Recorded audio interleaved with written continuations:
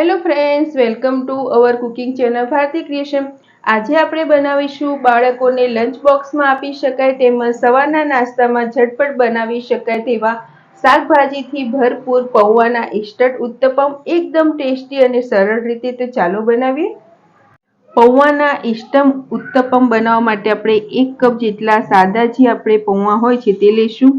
આની જગ્યાએ તમે જે પાતળા પૌવા મળે છે તે પણ લઈ શકો છો. અને પૌવાને આપણે 2 થી 3 પાણીથી સારી રીતે હાથેથી મસળીને ધોઈ લઈશું.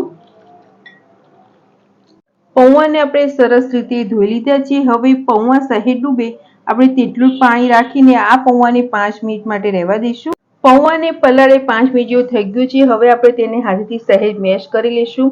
અને આપણે જોઈશું તો પૌવા સરસ રીતે પલળી ગયા છે અને તે સરસ રીતે મેશ પણ થઈ જશે. પલાળેલા પૌવામાં આપણે 1 નાનો કપ જેટલો સોજી મિક્સ કરીશું, જે આપણે ઉપમા બનાવવા માટે લઈએ છીએ તે. અને જેટલો સોજી લીધો છે તે માપથી જ આપણે દહીં લઈશું. દહીં સહેજ ખાટું હોય તેવું લઈશું.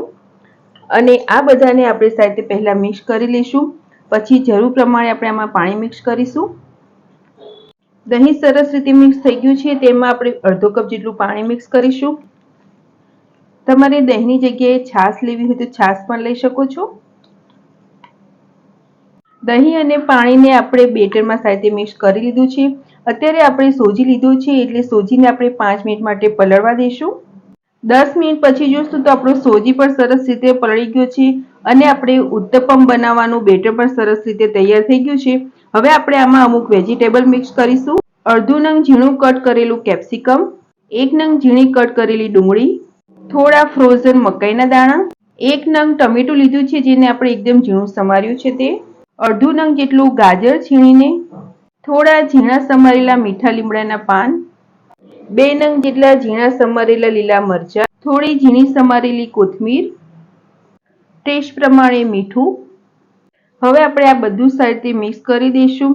જો તમે આમાંથી કોઈ વેજીટેબલ ન ખાતા હોય તો તેને સ્કીપ પણ કરી શકો છો. અને આ સિવાય તમારે ઝીણી સમારેલી કોબીજ મિક્સ કરવી હોય તો તે પણ કરી શકો છો. અત્યારે આપણે નાના બાળકો માટે બનાવીશું એટલે આમાં આપણે ચીલી ફ્લેક્સ નથી નાખતા. જો તમારે નાખવા હોય તો તમે નાખી શકો છો. અને લીલા મરચાં સહેજ તીખા હોય તેવો જ આપણે ઉપયોગ કરીશું. તેમજ તેમાં કાળા મરીનો પાવડર પણ મિક્સ કરી શકો છો.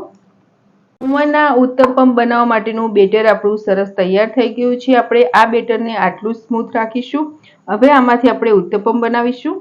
ઉત્તપમ અત્યારે આપણે તડકા પેનમાં બનાવીએ છીએ એટલે તેમાં 2 થી 3 ટીપા જેટલું તેલ લઈશું. આપણે અત્યારે સાવ ઓછા તેલનો ઉપયોગ કરીને આ ઉત્તપમ બનાવીશું. જો તમારી પાસે આવું તડકા પેન ન હોય તો તમે જે નોનસ્ટિક તવો હોય છે તેમાં પણ ઉત્તપમ બનાવી શકો છો. સહેજ ગરમ થઈ જાય પછી જે આપણે બેટર બનાવ્યું છે તે 2 ચમચા જેટલું નાખીશું.